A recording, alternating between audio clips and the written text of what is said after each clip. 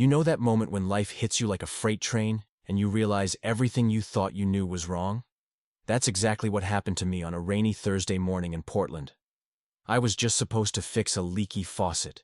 Instead, I walked into a story that would change everything I believed about second chances, unexpected connections, and what it really means to help someone rebuild their life from the ground up. But before we jump back in, tell us where you're tuning in from, and if this story touches you, make sure you're subscribed, because tomorrow I've saved something extra special for you. My name is Ryan, and at 34, I've built a pretty decent life doing what I love. I run a small handyman business here in Portland, Oregon, the kind of work that keeps me busy but never makes me rich. I'm the guy people call when their garbage disposal sounds like it's grinding rocks, when their deck needs rebuilding after a harsh winter, or when they need someone reliable who actually shows up when they say they will. I've always been good with my hands. Growing up, my dad taught me that there's nothing more satisfying than taking something broken and making it work again. Whether it's a squeaky door hinge or a bathroom that hasn't seen a proper renovation since the 80s, I find peace in the process of fixing things. Maybe it's because I've always been better at repairing objects than understanding people. I live alone in a small craftsman house that I've been slowly renovating for the past 3 years. It's nothing fancy, but every weekend I tackle another project. Last month I refinished the hardwood floors in the living room. This month I'm working on converting the basement into a proper workshop. The work never really stops, and honestly, that's how I like it. Keeps my mind occupied. Keeps me from overthinking the quieter parts of my life.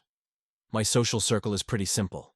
There's Maya, my oldest friend who works as a nurse at OHSU, and has the energy of someone who drinks espresso instead of water. She's been trying to get me to put myself out there more, as she puts it, ever since my relationship with Jessica ended 2 years ago. Jessica was great, but we wanted different things. She wanted someone who could give her the white picket fence. Dream immediately. I wanted someone who could appreciate the journey of building something together, piece by piece. Then there's Chris, my business partner, and the guy who handles most of our electrical work. Chris is one of those people who can make you laugh even when you're having the worst day possible. He's married to his high school sweetheart, has 2 kids, and somehow manages to maintain an optimistic outlook on life that borders on supernatural. He's also the one who keeps telling me I need to stop treating every client interaction like a business transaction and actually talk to people. The truth is, I've gotten comfortable with my routine. Wake up at 6, coffee while I review the day's schedule, load up my truck with whatever tools I'll need, spend the day solving other people's problems, come home, work on my own projects, maybe grab a beer with Chris if it's Friday, rinse and repeat. It's predictable, and after the chaos of my 20s, predictable feels pretty good. Maya would say I'm hiding. She'd probably be right. But there's something to be said for knowing exactly what each day will bring, for having control over the variables in your life. When you spend your days dealing with the unexpected, home renovations that uncover surprise problems, clients who forgot to mention the water damage behind the wall, you start to appreciate the parts of life that don't surprise you. That Thursday started like any other.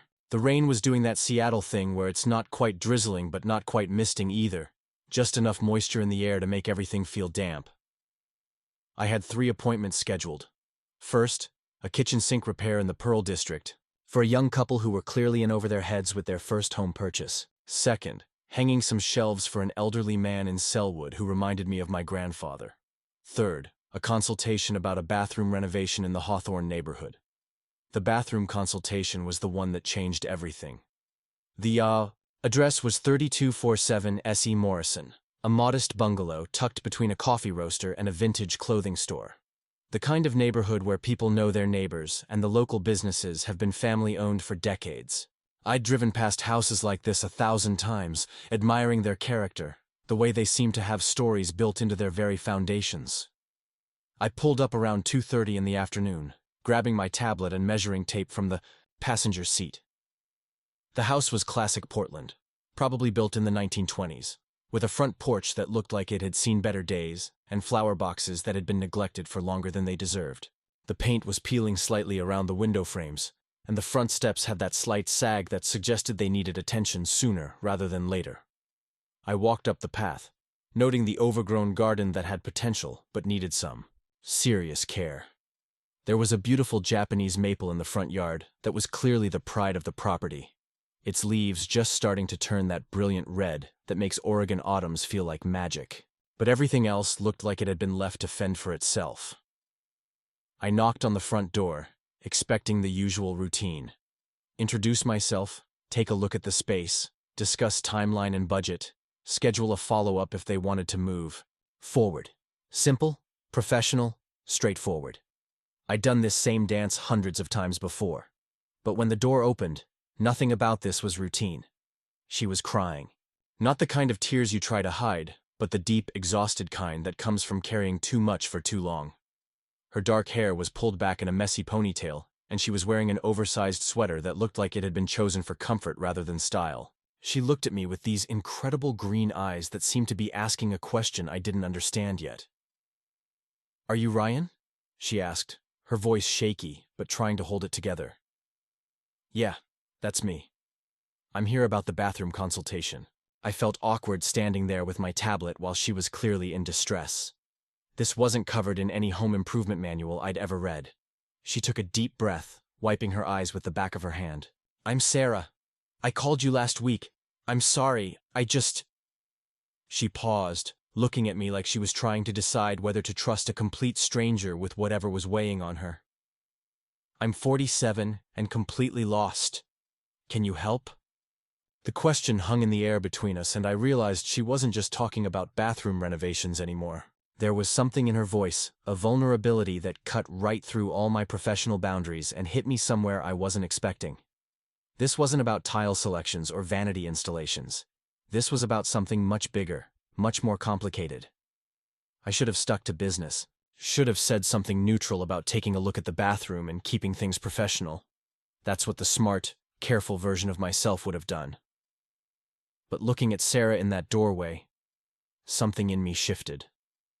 Maybe it was the way she asked the question, like she was throwing a lifeline and hoping someone would catch it. Maybe it was the fact that her vulnerability was so genuine, so completely unguarded. "Yeah," I heard myself saying. "I think I can help." She stepped back from the door, inviting me inside, and I followed her into a house that felt like it was holding its breath. The living room was beautiful but neglected, with good bones that had been abandoned somewhere along the way. Hardwood, floors that needed refinishing, walls that were crying out for fresh paint, furniture that looked like it had been arranged years ago and never moved since. "I'm sorry about the mess," Sarah said, though the house wasn't really messy, just tired. "I haven't been keeping up with things lately. Actually, I haven't been keeping up with anything lately." She gestured for me to sit on the couch while she settled into an armchair across from me. I could see the bathroom from where I was sitting, and yeah, it definitely needed work. The kind of complete overhaul that would take several weeks and a decent budget. But I wasn't thinking about grout lines or fixture placement anymore. I was thinking about the way Sarah looked like she was carrying the weight of the world on her shoulders. "Do you want to tell me what's going on?" I asked, setting my tablet aside.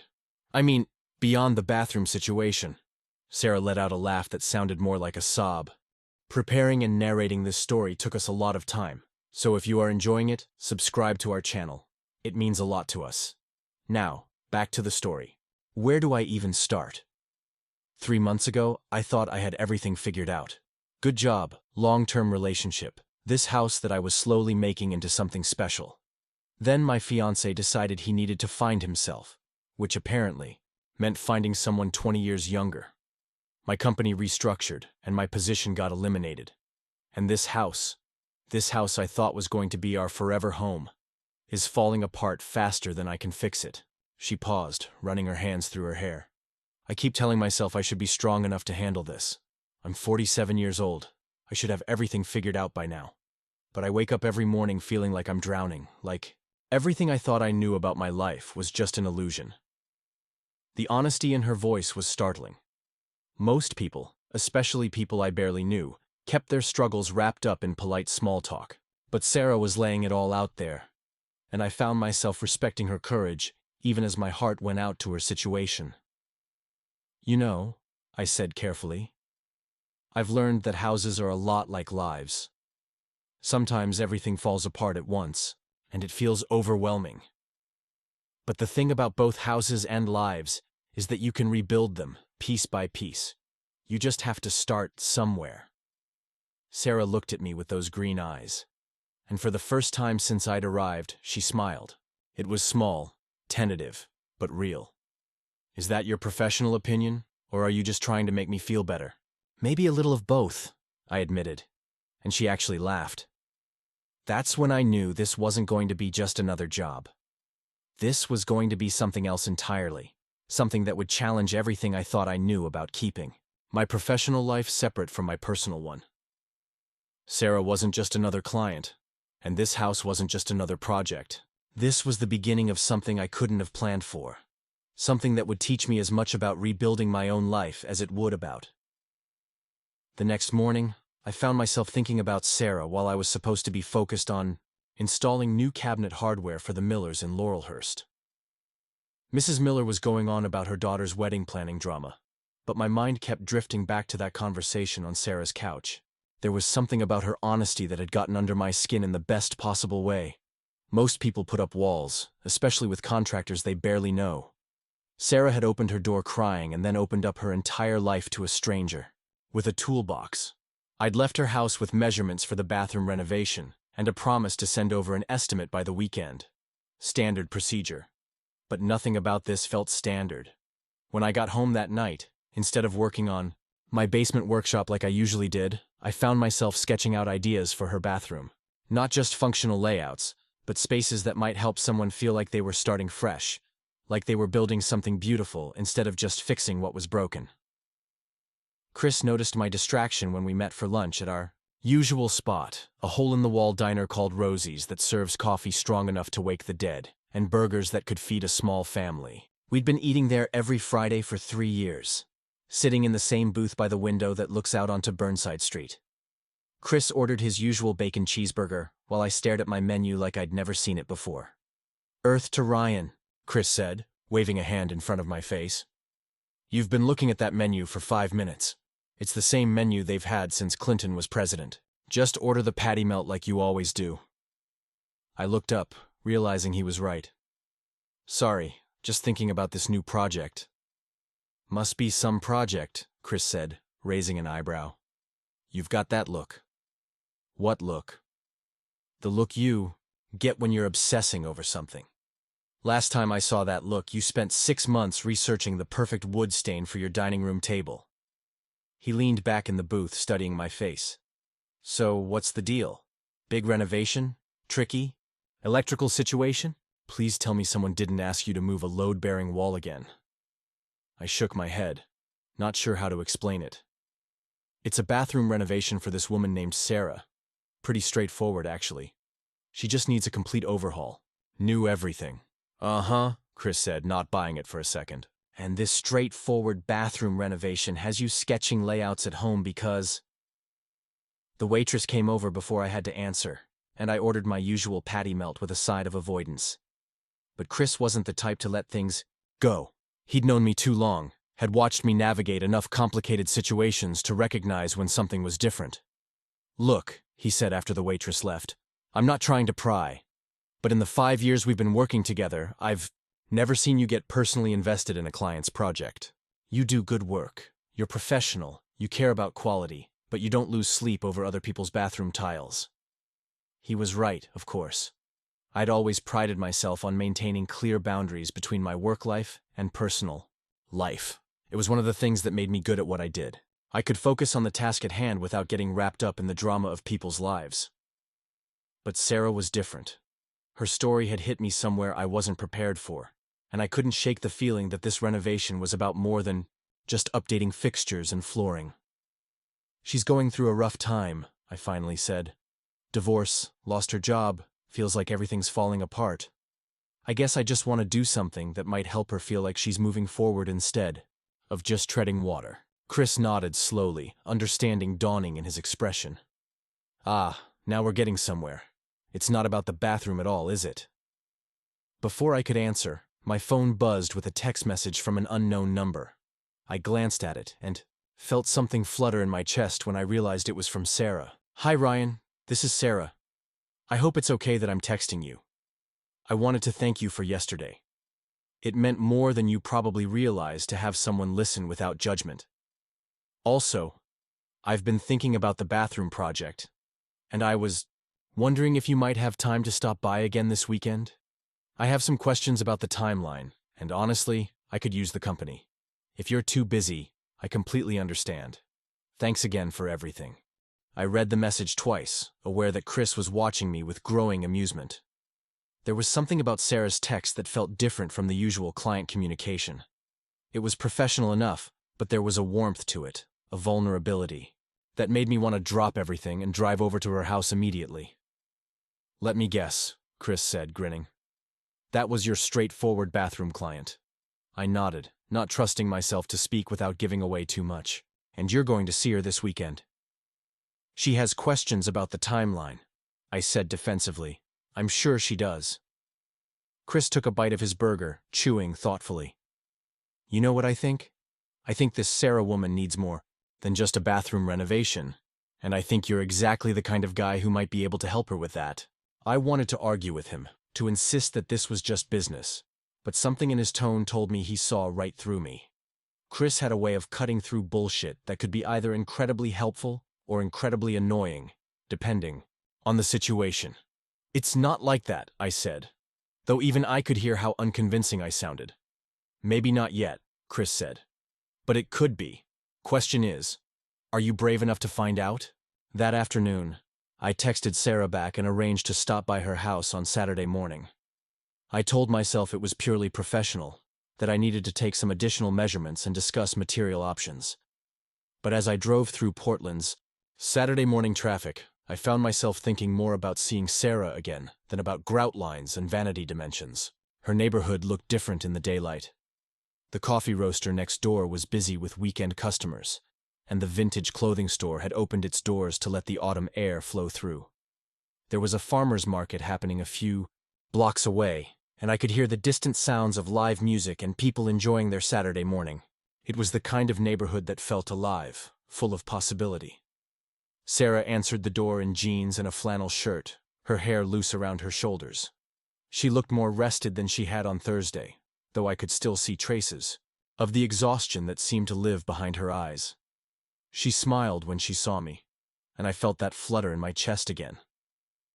"Thanks for coming," she said, stepping aside to let me in. "I made coffee if you want some. Fair warning, it's probably stronger than what you're used to. I may have developed a slight caffeine dependency over the past few months. The house felt different, too. Still tired, still in need of attention, but somehow more welcoming. She'd lit a candle that smelled like vanilla and cedar, and there was music playing softly from speakers I couldn't see. It felt less like a house that was falling apart and more like a home that was waiting for someone to love it again. "Coffee sounds great," I said, following her into the kitchen. The kitchen was clearly the heart of the house, with windows that looked out onto a backyard garden that had the same neglected potential as the front yard. The countertops were original tile from what looked like the 50s, chipped in places, but still beautiful. The cabinets needed refinishing, and the appliances were definitely ready for an update. But there was character here. History that spoke of families and memories and lives well lived.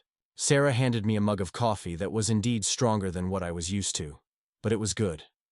Rich and complex. The kind of coffee that demanded your attention. We stood in comfortable silence for a moment, both of us looking out at the garden. "I used to love gardening," Sarah said quietly. "When I first bought this house 5 years ago, I had all these grand plans for that backyard. Vegetable beds, maybe a small greenhouse, definitely a better fence. But life kept getting in the way. And now it's just a reminder of all the things I started but never finished." I could hear the self-criticism in her voice, the way she was using the garden as evidence of some personal failing. It was something I recognized because I'd done it myself, turned unfinished projects into proof that I wasn't capable of seeing things through. "You know what I see when I look out there?" I asked. She turned to look at me, curious. "I see potential. Good soil, mature trees for shade, southern exposure for vegetables. The bones are all there. Sometimes the best gardens are the ones that get a chance to rest before they're replanted." Sarah smiled, and this time, it reached her eyes. "Are we still talking about gardening?" Maybe not entirely, I admitted. We spent the next hour walking through the house, and I started to understand why this renovation meant so much to her. This wasn't just about updating a bathroom or fixing what was broken. This was about reclaiming a space that was supposed to represent her future. About turning a house that felt like a reminder of everything that had gone wrong into a home that could hold new possibilities. The bathroom was even worse than I'd remembered. The tile was original to the house, which would have been charming if it wasn't cracked and stained. The vanity was a bizarre purple laminate from sometime in the 80s, and the shower looked like it hadn't been properly waterproofed in decades. But the space itself was good, with a window that let in natural light and enough room to create something really beautiful. I know it's bad, Sarah said, standing in the doorway. My ex-fiancé kept saying we should tackle it next year, then the year after that. I think he was hoping I'd just get used to it and stop bringing it up. There was hurt in her voice when she mentioned her ex, but also something else. Relief, maybe, or the beginnings of anger that might eventually turn into empowerment. It's not bad, I said, running my hand along the window frame. It's just waiting for someone who can see what it could become. We talked about timelines and materials, about whether she wanted a soaking tub or just a shower, about storage needs and lighting options. But underneath the practical conversation, there was something else happening. A connection that felt both surprising and inevitable, like we were two people who had been waiting to meet each other without realizing it. When Maya called that evening, I was still thinking about my afternoon with Sarah. Maya had a sixth sense about these things, an ability to detect emotional shifts from across town. "You sound different," she said without preamble. "Good different. Did something happen?"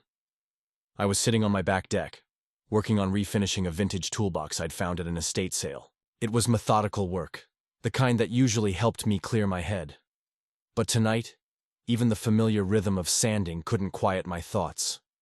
"I met someone," I said, surprised by my own honesty. "Finally!" Maya practically shouted into the phone. "Tell me everything. Where did you meet her? What does she do? Is she single? Please tell me she's not another workaholic who thinks emotional intimacy is a weakness." I laughed, recognizing Maya's protective instincts. She'd been through my relationship with Jessica from beginning to end, and she'd developed strong opinions about the kind of woman who might actually be good for me. "She's a client," I said.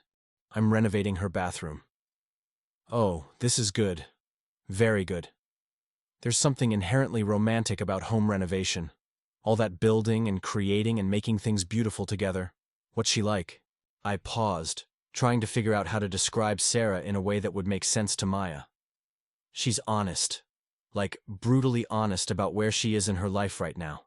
She's going through a divorce, lost her job, feels like everything's falling apart. But instead of pretending everything's fine, she just laid it all out there." "How old is she?" Maya asked, and I could hear the curiosity in her voice. 47. There was a moment of silence on the other end of the line. "Wow, okay. That's different for you." She was right. I'd always dated women around my own age, sometimes a few years younger. I'd never been with someone who had that much more life experience than me. "Does that bother you?" I asked, suddenly feeling defensive. "Are you kidding? It's fantastic. Older women know what they want. They don't play games, and they've usually figured out that emotional maturity is actually attractive. Plus, she's lived enough life to have stories, real stories, not just Instagram highlights." Maya's enthusiasm was infectious, but it also made me nervous. I wasn't sure I was ready for the kind of relationship she was describing, the kind that required real emotional investment and vulnerability. "It's just a bathroom renovation," I said, though even as the words left my mouth, I knew they weren't true. "Ryan," Maya said gently, "when has anything in your life ever been just what it appeared to be on the surface? You're not the kind of person who does anything halfway, especially when it comes to helping people. If this Sarah woman has gotten under your skin, there's probably a good reason for it." After we hung up, I sat on my deck for another hour, thinking about what Maya had said. She wasn't wrong about my tendency to get invested in things, to care more deeply than was probably wise. It was what made me good at my work, but it was also what made relationships complicated for me. I had a hard time staying on the surface of things, a tendency to want to understand and fix and improve everything I touched. But maybe that wasn't always a bad thing. Maybe Sarah needed someone who cared enough to see beyond the surface.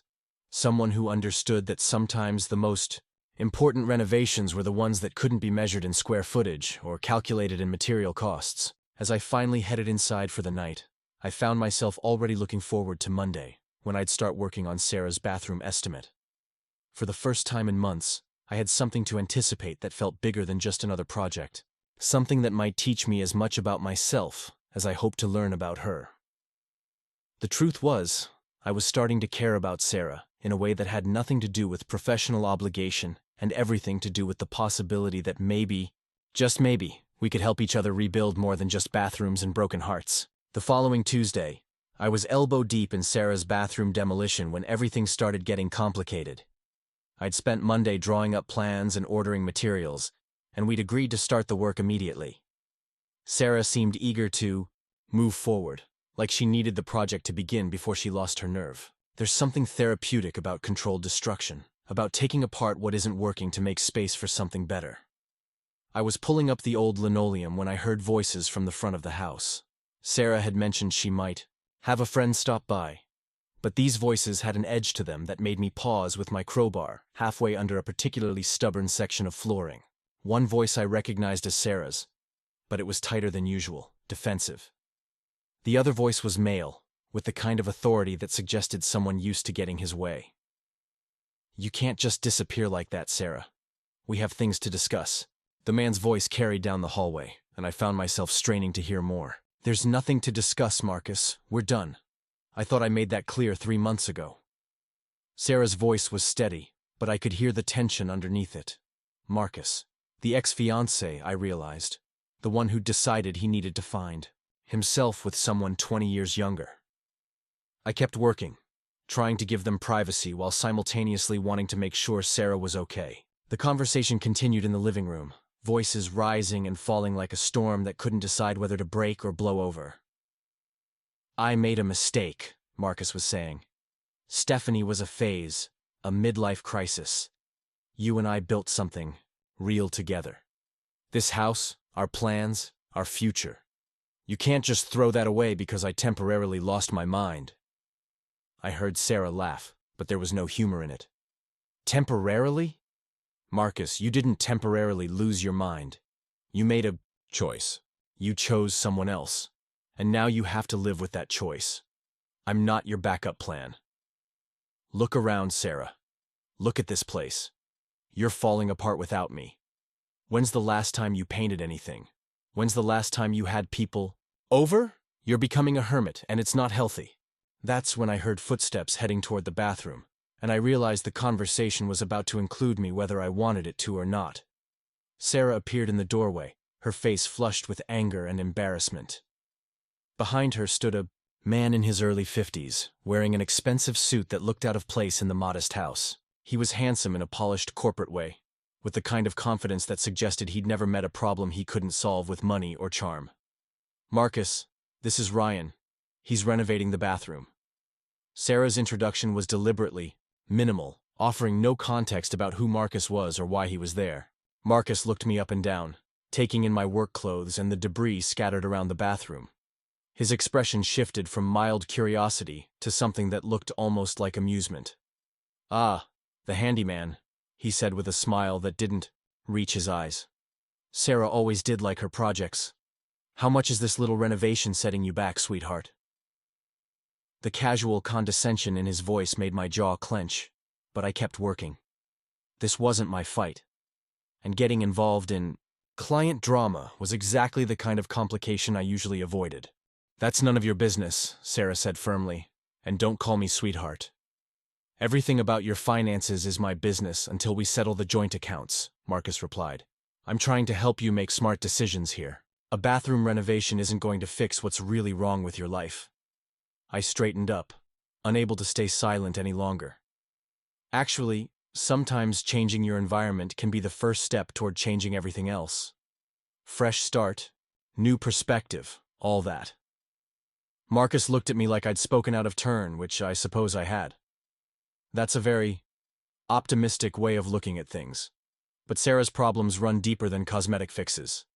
She needs stability, structure, someone who understands her tendency toward impulsive decisions. The way he talked about Sarah like she wasn't standing right there, like she was a project that needed managing rather than a person capable of making her own choices, made my hands clench around my crowbar. I'd met men like Marcus before, guys, who confused control with care and thought their success in business qualified them to run other people's lives. I think Sarah's capable of making her own decisions, I said, my voice carefully neutral despite the anger building in my chest.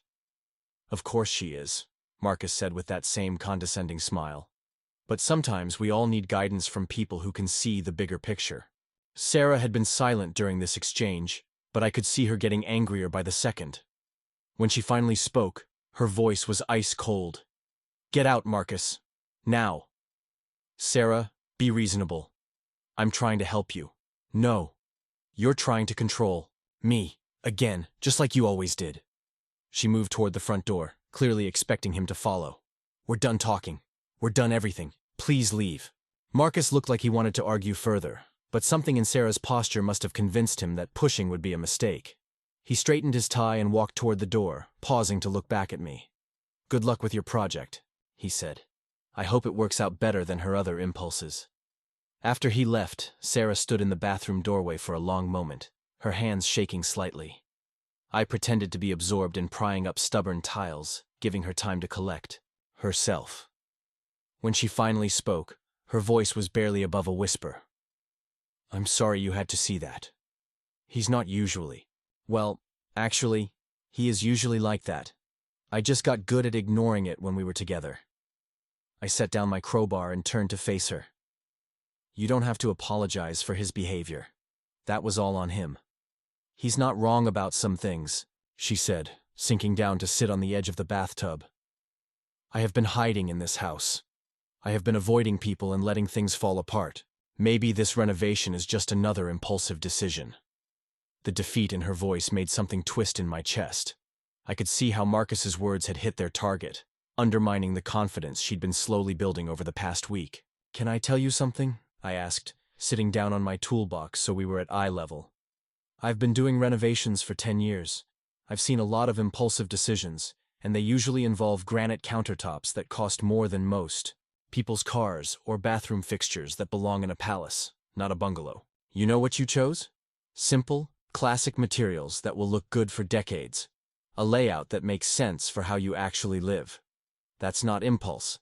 That's wisdom. She looked up at me, and I could see her weighing my words against Marcus's. Criticism. You want to know what I think is really going on here? I continued.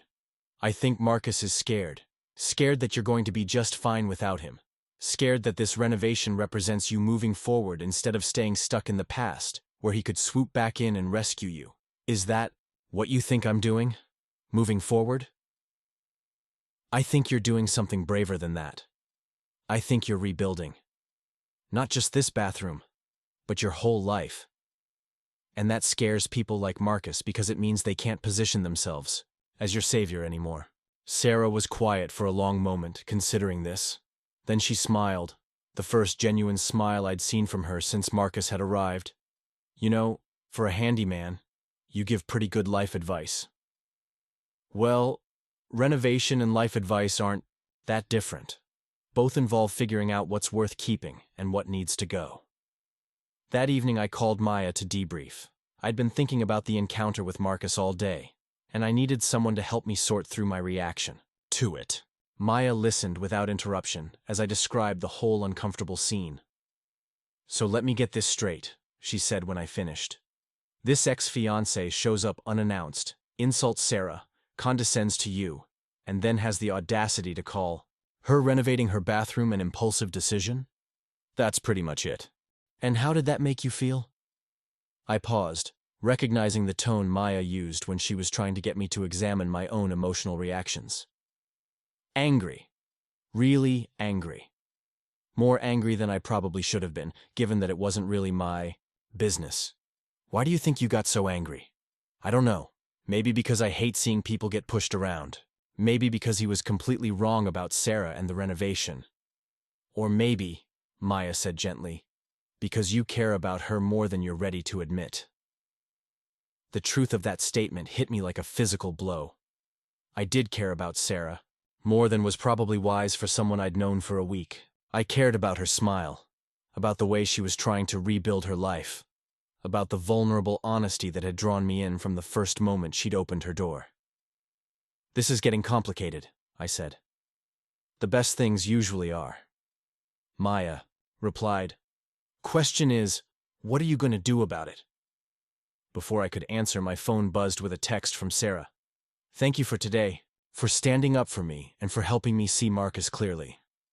Would you like to stay for dinner tomorrow when you're done working? I promise no more surprise visits from exes." I stared at the message for a long moment, aware that accepting would cross a line from professional to personal that I couldn't uncross. But I was also aware that I wanted to cross that line, had been wanting to since the moment I'd met her. "Maya," I said, "I think I'm in trouble." Good trouble? Or bad trouble? I thought about Sarah's smile, about the way she'd looked at me when I'd defended the renovation, about the text message that was still waiting for a response.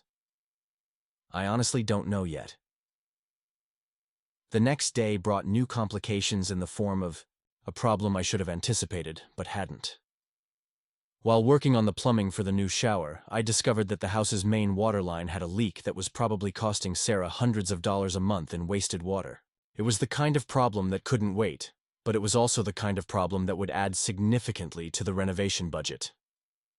I found Sarah in the kitchen, working on her laptop. She looked up when I appeared in the doorway, and I could see her brace herself for bad news. "How bad is it?" she asked. I explained the situation as gently as I could, watching her face fall as she calculated the additional cost. Money was clearly tight for her, and this unexpected expense would strain her budget even further. "I can't afford that right now," she said quietly. "Not on top of everything else." "We could phase the project," I suggested. "Fix the leak first, then finish the bathroom renovation later when you're more financially stable." She shook her head. "If I stop now, I'll never start again. This renovation isn't just about the bathroom, Ryan. It's about proving to myself that I can finish something I started, that I can make decisions without second-guessing myself into paralysis." I understood what she meant. Sometimes momentum is more valuable than money, and stopping a project halfway can feel like giving up on more than just the renovation. "What if I could help with the labor costs?" I found myself saying before I'd really thought it through. "I mean, what if we worked out a different payment arrangement? Maybe I could do some of the work at cost, just materials." Sarah looked at me sharply. "Ryan, I can't let you do that. This is your livelihood." "One project isn't going to make or break my business," I said, which was true. "And besides, I have my reasons for wanting to see this through." "What reasons?" I looked at her sitting there at her kitchen table, laptop open, hair falling into her eyes as she tried to figure out how to make impossible numbers work. I thought about Marcus's condescending smile, about the way she'd asked if she could help me when I'd first arrived, about the courage it took to rebuild your life piece by piece. "Because I think you're worth it," I said simply. The words hung in the air between us, loaded with implications neither of us was quite ready to examine. But they were true, and I was tired of pretending otherwise. The dinner Sarah had invited me to turned into something neither of us expected. What started as a simple thank you meal became an evening that changed everything between us, though not in the way either of us had planned. I arrived at her house that Wednesday evening with a bottle of wine and the kind of nervous energy that comes from knowing you're about to cross a line you can't uncross. Sarah answered the door, wearing a simple black dress and an apron covered in flower handprints. Her hair was pulled back, and she had a smudge of what looked like tomato sauce on her cheek. She looked domestic and beautiful and completely unaware of the effect she was having on me. "I hope you're hungry," she said, stepping aside to let me in. I may have gotten a little carried away in the kitchen. It's been a while since I cooked for someone other than myself. The smell that greeted me was incredible. Layers of garlic, and herbs, and something rich and complicated that made my stomach remind me I'd forgotten to eat lunch. The house felt different again, warmer somehow, like she'd been opening windows and letting life back in. It smells amazing, I said, following her toward the kitchen. What did you make? Ossobuco, she said with a slight blush. I know, it's probably overkill for a weeknight dinner, but I've been wanting to cook something that requires actual effort. Something that takes time and attention and makes the whole house smell like home. I understood what she meant. Cooking something complicated was an act of hope, a way of saying that the future was worth investing in. It was also, I realized, the first time she'd mentioned making the house feel like home, rather than just a place she happened to live. We ate in her dining room at a table set with actual cloth napkins and candles. The ossobuco was perfect, tender and rich, the kind of meal that demanded slow conversation and multiple glasses of wine. Sarah had clearly put thought into every detail, from the playlist of quiet jazz in the background to the way the candles made the room feel intimate without being obvious about it. This is incredible, I said after my first bite. Where did you learn to cook like this? My grandmother, Sarah said, smiling at what was clearly a good memory. She was Italian, came over when she was 18 with nothing but a suitcase and a head full of recipes. She used to say that food was the fastest way to make a new place feel like home. Smart woman. She was. She's the one who taught me that there's no shame in starting over. That sometimes the best chapters of your life come after you thought the story was finished. There was something in the way she said it that made me look at her more closely. Is that what you're doing? Starting a new chapter? Sarah set down her fork and reached for her wine glass, taking a long sip before answering. I'm trying to. For the first time in years, I'm making decisions based on what I want, instead of what other people expect from me. The renovation, cooking, dinner for you, even standing up to Marcus yesterday. It feels scary and exhilarating at the same time. The conversation flowed easily between us, moving from childhood memories to travel dreams to the kind of philosophical questions you usually only explore with people you trust completely. Sarah told me about her job in nonprofit fundraising, how she'd loved the work but burned out on the politics and constant pressure for bigger donations. I found myself sharing things I rarely talked about, like my fear that I'd inherited my father's tendency to avoid emotional intimacy and my worry that I was better at fixing things than building them. We were halfway through dessert, a tiramisu that Sarah had somehow managed to make from scratch, when her phone rang. She glanced at the screen and her face went pale. I'm sorry, I have to take this, she said, stepping into the kitchen. Mom? What's wrong? I could hear Sarah's side of the conversation from the dining room, and it was clear that whatever was happening wasn't good. Her voice went from concerned to panicked, to the kind of forced calm that comes when you're trying to hold yourself together in a crisis. How long has he been in the hospital? Why didn't anyone call me sooner? There was a long pause. No, Mom, I'm coming. Tonight. I'll drive down and be there by morning. She came back into the dining room looking shaken. My father had a heart attack. He's stable now, but my mother needs me to come home to Sacramento. I have to leave tonight. Of course, I said, already standing. What can I do to help? I don't know. I can't think straight. She was moving around the room, collecting her purse and keys, her movements sharp with anxiety. The renovation, the house, I don't know how long I'll be gone. Don't worry about the renovation. I can pause the work until you get back.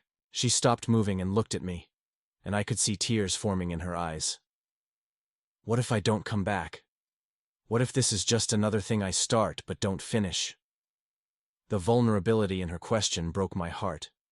Here she was, dealing with a family crisis, and she was worried about disappointing me by not completing a bathroom renovation.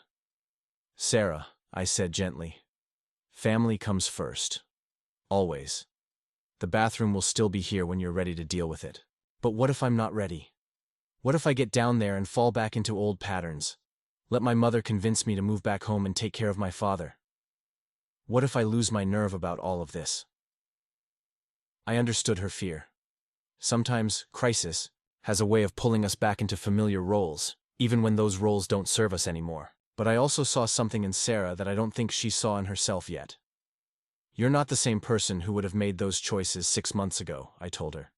You're stronger now, more sure of what you want. Trust that. She nodded, though I could see she wasn't entirely convinced. We spent the next hour helping her pack and getting the house ready for her absence. I showed her how to turn off the main water valve in case of emergency and gave her my card with my personal cell phone number written on the back. "Call me if you need anything," I said, as she loaded her suitcase into her car. "And I mean anything, even if you just need someone to remind you that you have a life here worth coming back to." She hugged me then, quick and fierce, and I caught a hint of her perfume mixed with the scent of the kitchen herbs that still clung to her clothes. When she pulled away, she looked at me with an expression I couldn't quite read. "Thank you, Ryan, for everything, for believing in this renovation when I wasn't sure I believed in it myself." After she drove away, I stood in her driveway for a long time, looking at the house we'd been working on together. Without Sarah there, it looked abandoned again, like a project that might never be finished. But I also saw something else. Potential that existed independent of any one person's ability to see it through. The next few days were strange. I found myself driving by Sarah's house each morning on my way to other jobs, checking to make sure everything looked secure. I missed our daily conversations more than I'd expected to, missed the way she made coffee too strong and asked thoughtful questions about my work. I'd grown accustomed to having someone to share the small victories and frustrations of each day. Chris noticed my distraction when we met for lunch on Friday. I'd been stabbing at my sandwich without really eating it, my mind clearly elsewhere. "You know, for someone whose complicated bathroom client is out of town, you seem awfully preoccupied," he said. "Her father had a heart attack. She had to go home to help her family." "That's rough. Is he okay?" "I think so. Sarah texted yesterday to say he's stable, but she doesn't know when she'll be back."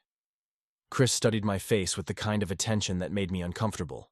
"And that's bothering you because I'm worried about her. She was just starting to find her footing here, and now she's back in an environment that might pull her backward." "Or," Chris said carefully, "you're worried because you've developed feelings for her and you're scared she might not come back." The directness of his observation caught me off guard, though I shouldn't have been surprised. Chris had always been good at cutting through the layers of rationalization I wrapped around my emotions. "Maybe both," I admitted. "Have you told her how you feel?" "How can I? She's dealing with a family crisis. The last thing she needs is her contractor confessing feelings and making everything more complicated." Chris leaned back in his booth, considering this. "You know what I think? I think you're scared. Scared that if you put yourself out there, and she doesn't feel the same way, you'll have ruined something good. But here's the thing, Ryan. Sometimes the biggest risk is not taking any risk at all." That weekend, Maya invited me to a neighborhood barbecue. I almost declined, not feeling particularly social, but she insisted that sitting alone in my house thinking about Sarah wasn't going to help anyone. The barbecue was at her friend Elena's house, a sprawling craftsman in the Alberta district that had been lovingly restored over the past decade. I was standing by the grill, making polite conversation with Elena's husband about the challenges of old house plumbing, when Maya appeared at my elbow with a woman I didn't recognize. "Ryan, this is Claire," Maya said with the kind of bright enthusiasm that immediately made me suspicious. "Claire just moved here from San Francisco. She's a graphic designer, loves old houses, and she's single." Claire was attractive, probably in her early 30s, with the kind of polished confidence that suggested success in her field. Under normal circumstances, I might have been interested. But standing there looking at her, all I could think about was how different she was from Sarah, how her laugh didn't have the same warmth, how her questions felt polite rather than genuinely curious. "Maya's told me you do renovation work," Claire said. "I just bought a bungalow in Selwood that needs pretty much everything updated. Maybe you could take a look sometime?" "Sure," I said, though my heart wasn't in it. "I can give you my card." Later, as I was helping clean up, Maya cornered me in the kitchen. "That was painful to watch," she said, loading plates into the dishwasher. "Claire is smart, funny, age-appropriate, and clearly interested, and you acted like you were being forced to make small talk at a funeral." "She seems nice," I said weakly. "She is nice. She's also not Sarah." Maya turned to face me, her expression serious. "Look, I'm happy that you've found someone who makes you feel something real. But Sarah's dealing with a family crisis right now. She may not come back, or if she does come back, she might not be in a place to start something new. You can't put your life on hold waiting for maybes." I knew Maya was right, but I also knew that what I felt for Sarah wasn't something I could just turn off because the timing was inconvenient. Some connections are worth waiting for, worth the risk of disappointment. I think I'm falling in love with her, I said, the words surprising me even as I spoke them. Maya's expression softened. I know you are. The question is, what are you going to do about it? Before I could answer, my phone buzzed with a text from Sarah. My heart jumped as I read her message. Coming home tomorrow. We need to talk. 4 simple words that could mean anything, but somehow I knew that everything was about to change. Sarah arrived at her house Sunday evening looking exhausted, but somehow more centered than when she'd left.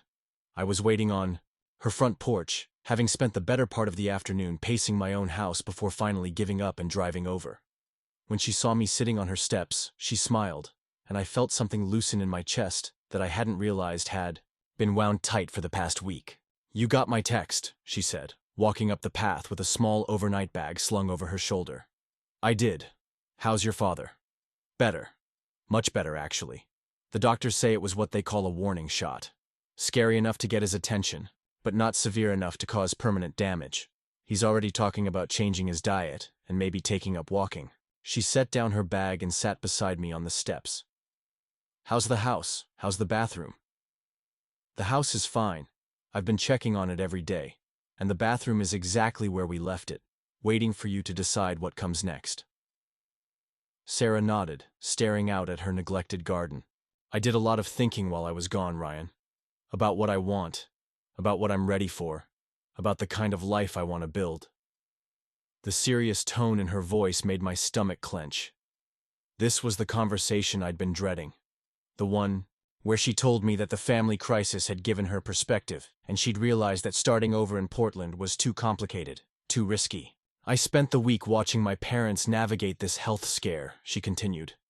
They've been married 43 years, and seeing them face something scary together reminded me what partnership actually looks like. Not someone trying to manage or control you, but someone who shows up when things get difficult and helps you figure out what comes next. She turned to look at me then, and I saw something in her eyes that made my heart start beating faster. You've been showing up for me since the day we met, Ryan. Not just as a contractor, but as someone who sees me clearly and likes what he sees anyway. Someone who defends my choices and believes in my ability to make good decisions, even when I don't believe in it myself. Sarah, I started, but she held up a hand. Let me finish. While I was in Sacramento, my mother kept asking when I was going to stop playing house and move back home where the family could take care of me. My sister suggested I sell this place and get something smaller, more manageable. Even my father, from his hospital bed, wondered if I might be happier somewhere less expensive, less challenging. She paused, taking a deep breath. But all I could think about was coming home to this house, to this renovation, to the life I'm building here. And I realized that for the first time in years, I know exactly what I want. What do you want? I want to finish this bathroom. I want to plant vegetables in that garden next spring. I want to host dinner parties in that dining room and fill this house with the kind of laughter it was built for. She looked directly at me. And I want to see if what's happening between us is as real as it feels. The relief that flooded through me was so intense I actually felt dizzy. It's real, I said. At least it is for me. Good, she said, smiling. Because I've fallen for my contractor, and I'm told that's either the best idea ever or a complete disaster. Who told you that? My grandmother would have said it was the best idea ever. My ex-fiancé would definitely vote for complete disaster. I laughed, reaching over to take her hand. Well, your grandmother sounds like a wise woman. She was. She also used to say that the best relationships are built like houses. Good foundation, solid framework, and attention to all the little details that make it feel like home. Speaking of foundations, I said, we should probably talk about what this means for the renovation. I meant what I said about helping with the costs, but we should figure out boundaries. Make sure we're both comfortable with mixing business and personal. Sarah squeezed my hand. Actually, I have an idea about that. What if we turn this into something bigger? What if instead of just renovating my bathroom, we renovate this whole house together? I could hire you officially for the major work, and maybe I could help with some of the simpler projects, learn some new skills, save some money, spend more time together. The idea was appealing on multiple levels. Working on the house together would give us time to explore this connection without the pressure of traditional dating. It would also allow me to help Sarah create the home she deserved while building something together that would be uniquely ours. I like that idea, I said. But only if you promise to let me teach you how to use power tools safely. I've seen what happens when people get overconfident with circular saws. Deal. But I get to pick the paint colors. Also deal. We sat on the steps, talking until the sun went down, making plans for the house and tentative plans for us. Sarah told me more about her family, about the pressure she'd felt to move back home and the relief of realizing she didn't want to. I told her about my conversation with Maya, about how I'd realized I was falling in love with her, and how terrifying that felt. Why terrifying? She asked. Because you're the first person I've met who makes me want to risk everything. The first person who makes the idea of building a life together feel possible instead of theoretical. Ryan, she said softly, I'm 47 years old. I don't have time for games or pretending to be something I'm not. If we're going to do this, I need you to know that I come with complications. A messy divorce that's still being finalized, a career I'm trying to rebuild, and enough emotional baggage to fill a storage unit. And I'm 34 with commitment issues, a tendency to overthink everything, and a habit of falling for projects that need more work than I initially estimated. She laughed. Sounds like we're both fixer-uppers. The best kind, I said, leaning over to kiss her. It was our first kiss, soft and tentative and full of promise. When we broke apart, Sarah smiled at me with an expression that looked like relief mixed with anticipation. So what happens now? She asked. Now we go inside, I make you some of that too-strong coffee you love, and we start planning our renovation. Both the house and whatever this is between us. 3 months later, Sarah's bathroom was finished, and it was even better than either of us had imagined. The new tile caught the morning light perfectly. The vanity had enough storage for someone who'd finally started taking care of herself again, and the shower was the kind of space that invited long, contemplative mornings. But more importantly, the bathroom had become a symbol of everything Sarah had accomplished since that day she'd opened her door crying. We'd moved on to the kitchen after the bathroom, then the living room, tackling one project at a time with the patience that comes from knowing you're building something meant to last. Sarah had proven to be surprisingly good with a paintbrush and unexpectedly terrible with measuring tape, but her enthusiasm made up for any lack of technical skill. More than that, though, we'd built something between us that felt as solid as the foundation we'd repaired in her basement. Sarah had started freelance consulting for nonprofits, work that utilized her fundraising expertise while giving her the flexibility to choose her clients. I'd expanded my business to include more design work, inspired by the creative collaboration we discovered during our renovation projects. Maya had been insufferably smug about the whole thing, claiming she'd known from the beginning that Sarah and I were perfect for each other. Chris had taken credit for pushing me to take emotional risks, and he wasn't entirely wrong. Even Marcus had eventually accepted that Sarah was moving forward without him, though not without a few more uncomfortable encounters. But the real validation came from smaller moments. The way Sarah hummed while she painted, the satisfaction on her face when she successfully installed a new light fixture, the ease with which we'd learned to work around each other in her small kitchen, the way she made dinner for my friends without being asked, and how Maya had declared her officially approved after one evening of wine and stories about my most embarrassing renovation disasters. Standing in Sarah's completed bathroom that sunny Saturday morning, I realized that what we'd built together was exactly what her grandmother had described. A relationship with good bones, solid framework, and attention to all the little details that make it feel like home. And looking at Sarah as she admired the reflection in her new mirror, I knew that sometimes the best things really do come when you least expect them, starting with a simple question about whether you can help someone who's completely lost. Up next, you've got 2 more standout stories right on your screen. If this one hit the mark, you won't want to pass these up. Just click and check them out.